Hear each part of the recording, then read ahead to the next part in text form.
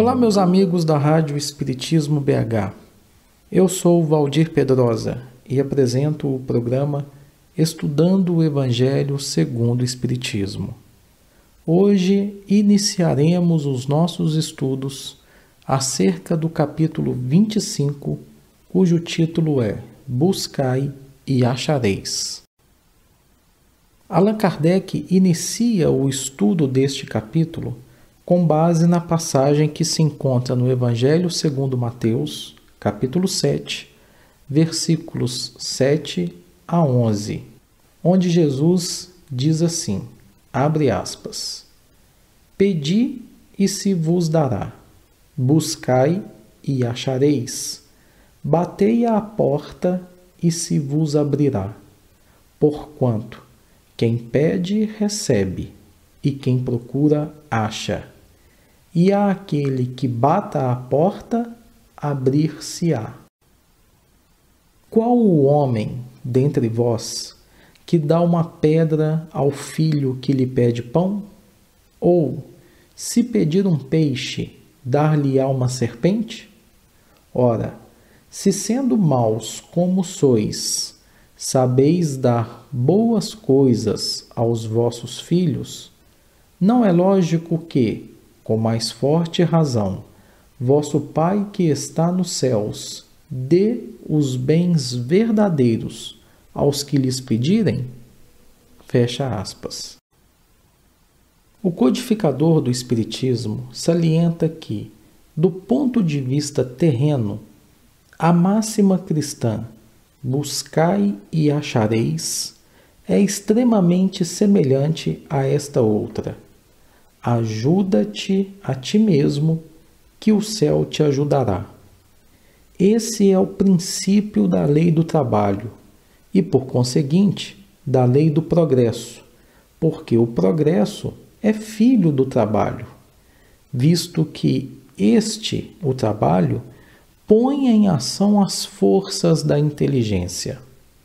Na infância da humanidade, o homem só aplica a sua inteligência à cata do alimento, dos meios de se preservar das intempéries e de se defender dos seus inimigos. Deus, porém, lhe deu a mais do que outorgou ao animal o desejo incessante do melhor. E é esse desejo, meus amigos, que impele o homem à pesquisa dos meios para melhorar a sua posição, que o leva às descobertas, às invenções, ao aperfeiçoamento da ciência, porque é a ciência que lhe proporciona o que lhe falta.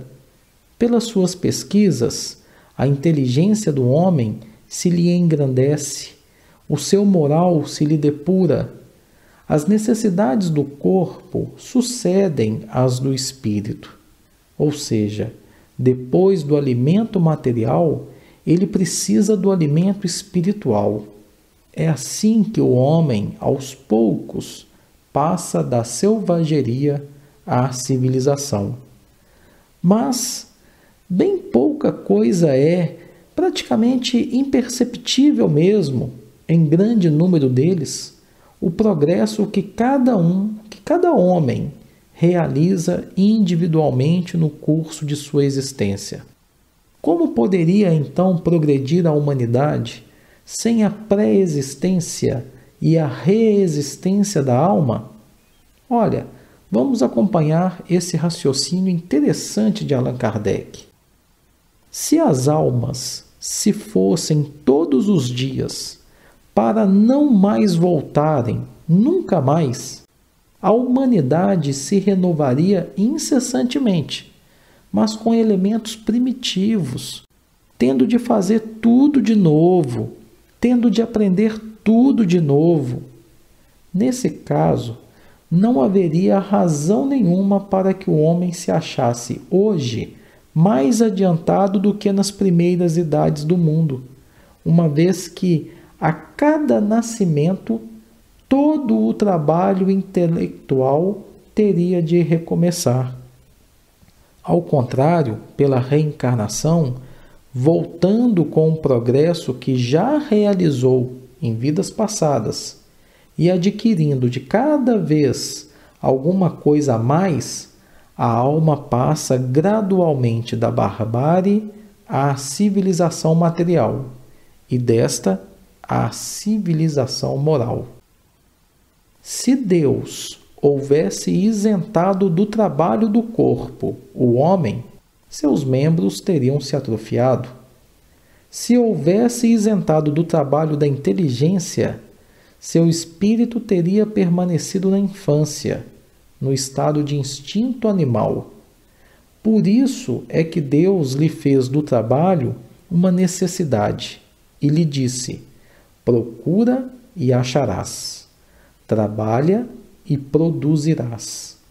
Dessa maneira, serás filho das tuas obras, terás dela o mérito e serás recompensado de acordo com o que hajas feito.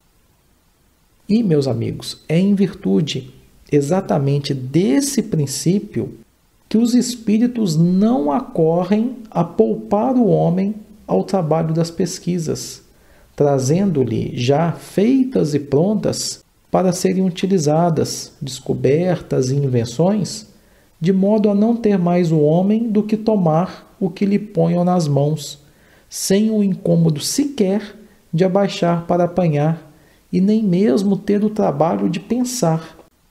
Se assim fosse, o mais preguiçoso dos homens poderia enriquecer-se e o mais ignorante tornar-se sábio à custa de nada, e ambos se atribuírem o mérito do que não fizeram. Não, minha gente, os espíritos, nos lembra Allan Kardec, não vêm isentar o homem da lei do trabalho. Vêm unicamente mostrar-lhe a meta que lhe cumpre atingir e o caminho que a ela conduz, dizendo-lhe: anda e chegarás. Toparás com pedras, olha e afasta-as tu mesmo. Nós te daremos a força necessária se a quiseres empregar. E Allan Kardec ainda diz o seguinte, que estas palavras de Jesus, do ponto de vista moral, significam o seguinte: pedi a luz que vos clareie o caminho, e ela vos será dada. Pedi forças para resistirdes ao mal, e as tereis. Pedi a assistência dos bons espíritos, e eles virão acompanhar-vos, e como o anjo de Tobias, vos guiarão. Pedi bons conselhos, e eles não vos serão jamais recusados. Batei à nossa porta, e ela se vos abrirá. Mas pedi sinceramente, com fé, confiança e fervor. Apresentai-vos com humildade, e não com arrogância, sem o que sereis abandonados às vossas próprias forças, e as quedas que derdes serão o castigo do vosso orgulho. Este é o sentido das palavras: buscai e achareis, batei e abrir-se-vos-á, segundo o entendimento do codificador da doutrina espírita, Allan Kardec. É interessante que quando lemos no Evangelho, buscai e achareis, ficamos pensando naquelas personalidades que admiramos aqui na Terra, que se destacam nas suas áreas de atuação, tribunos que vencem a inibição e a gaguez em um adestramento laborioso, aprimorando a dicção, poetas torturam versos durante anos, transfigurando-se em estetas perfeitos, ajustando a emoção aos rigores da forma. Temos pintores que reconstituem os próprios traços centenas de vezes, fixando, por fim, os coloridos da natureza. Atletas despendem um tempo indeterminado, manejando bolas e raquetes, ou submetendo-se a severos regimes em matéria de alimentação e de disciplina para se garantirem nas suas áreas de atuação esportiva. Todos eles, claro, são dignos de apreço pelas técnicas obtidas a custo de longo esforço, e todos, conquanto sem intenção, traçam o caminho que se nos indica as vitórias da alma, porque existem campeonatos ocultos sem qualquer aplauso no mundo, embora atenciosamente seguidos, acompanhados pela esfera espiritual. Então, fazendo uma espécie de analogia, se aspiramos à libertação da impulsividade que nos arrasta aos flagelos da cólera, da raiva e da incontinência, é forçoso nos afeiçoemos aos regulamentos inferiores. Tribunos, poetas, pintores e atletas terão lido e ouvido treinadores eméritos, mas sem a consagração deles mesmos aos exercícios que lhes atribuíram eficiência, não passariam de aspirantes aos títulos que hoje apresentam. Assim também, meus amigos, acontece no campo do espírito. Não adquiriremos equilíbrio e entendimento, abnegação e fé, unicamente desejando semelhantes aquisições. Não ignoramos que, em certos episódios da vida, não remediaremos a dificuldade com atitudes meigas e que surgem lances na estrada nos quais o silêncio não é a diretriz ideal. Não desconhecemos que, em determinadas circunstâncias, a caridade não deve ser vazada em moldes de frouxidão e que o sentimento não é feito de pedra para resistir intocável a todos os aguilhões do desejo.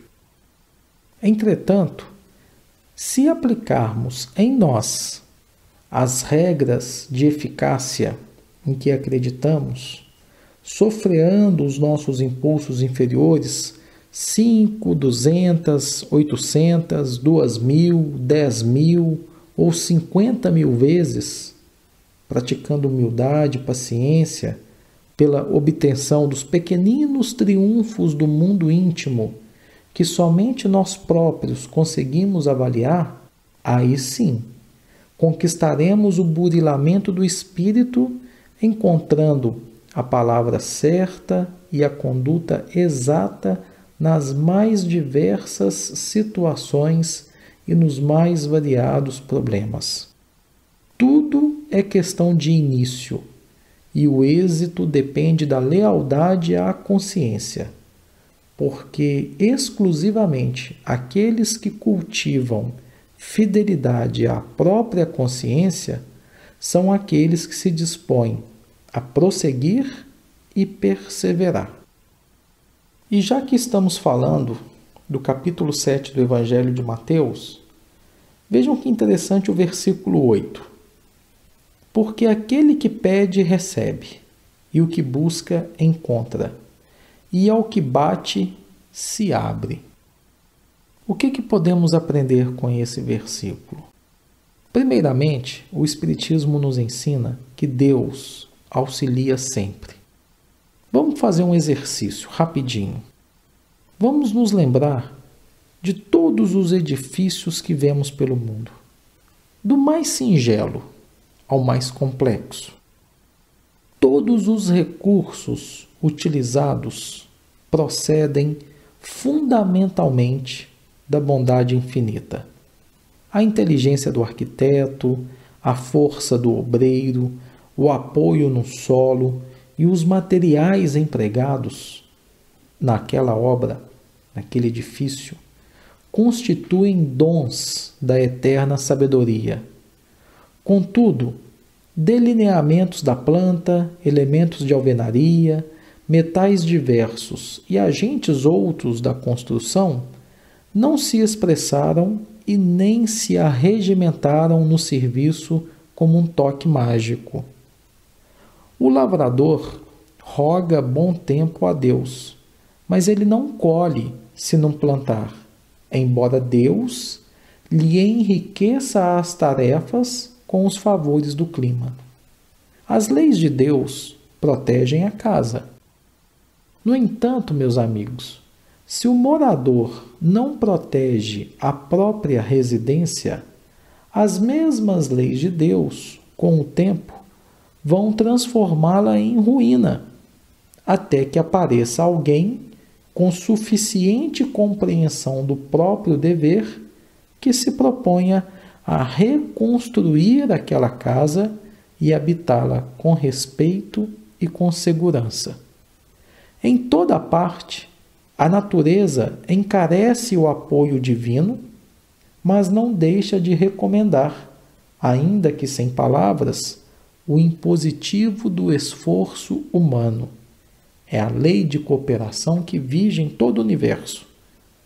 A criação pode ser comparada à imensa propriedade do Criador, que a usufrui com todas as criaturas em condomínio perfeito, no qual as responsabilidades crescem com a extensão dos conhecimentos e dos bens obtidos.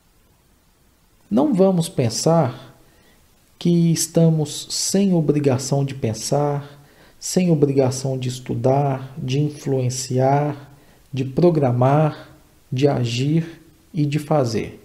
Não, de forma alguma. Ajuda-te que o céu te ajudará. Dissemos isso lá no início do programa. Isso é a proclamação da sabedoria espiritual. No fundo, essa expressão equivale a dizer que as leis de Deus estão invariavelmente prontas a efetuarem o máximo em nosso favor. Entretanto, nada conseguirão realizar por nós se não dermos de nós pelo menos o mínimo. E isso é a nossa responsabilidade e é a nossa obrigação. Um outro versículo que merece destaque é o versículo de número 9, que também se encontra no Evangelho de Mateus, no capítulo 7, onde Jesus faz a seguinte indagação: qual dentre vós é o homem que, se o filho lhe pede um pão, lhe dará uma pedra? Meus amigos, vamos pensar um pouquinho. Um pai terrestre, conquanto as deficiências compreensíveis da condição humana que lhe é inerente, com todas as suas dificuldades e imperfeições, jamais oferece pedra ao filho que lhe pede pão. Certamente que, em lhe examinando essa ou aquela solicitação, considerará os imperativos de tempo, circunstância, necessidade ou lugar. Por exemplo, se o filho é ainda criança, o pai não lhe entrega dinamite para brincar, porque o menino formule a rogativa ensopando-se de lágrimas. Se o filho é perturbado, o pai não lhe confere a direção da família pelo fato de recolher-lhe petitórios comoventes. Se o filho, por várias vezes, deixou a casa em ruína por desperdício delituoso, o pai não lhe restituirá de pronto o governo dos assuntos domésticos, só pelo motivo de se ver rodeado de súplicas.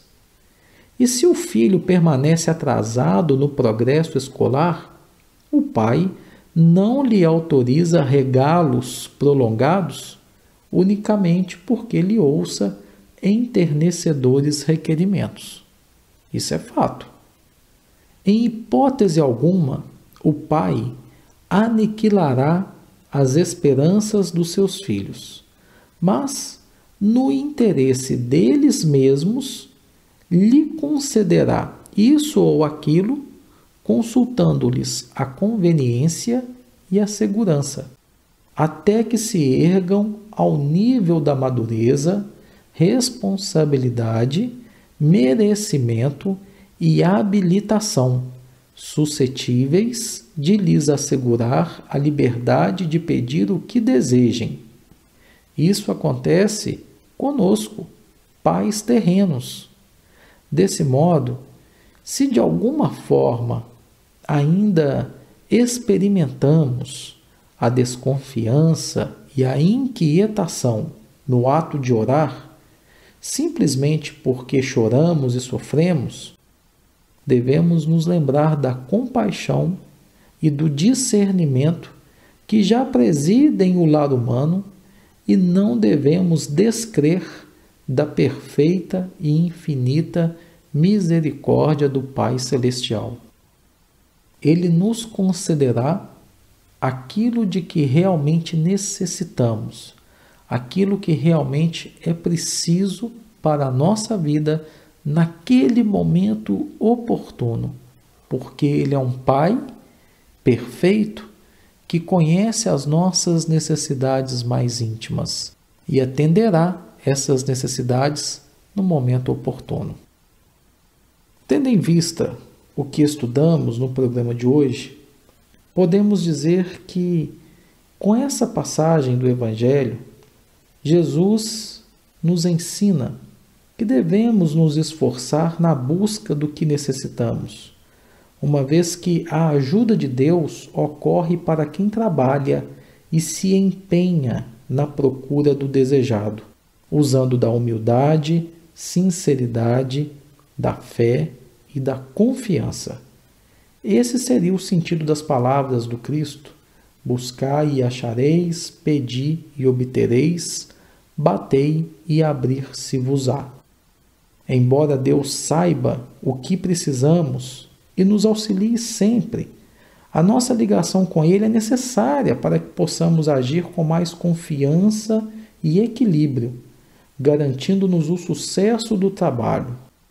O pedido a Deus é um ato de reverência e de humildade, que se torna necessário em qualquer atividade que realizemos. E já que dissemos que o céu nos ajuda, como que isso acontece? Ora, Deus nos ajuda ao permitir nosso progresso espiritual, que é a consequência natural da aplicação digna do nosso trabalho. E ainda nos ajuda ao nos propiciar um bem-estar interior em face de havermos cumprido o nosso dever. O homem que ajuda a si mesmo descobre mais rapidamente o alvo a atingir e mais facilmente o caminho que a ele conduz. Essa é uma forma de compensação do nosso esforço.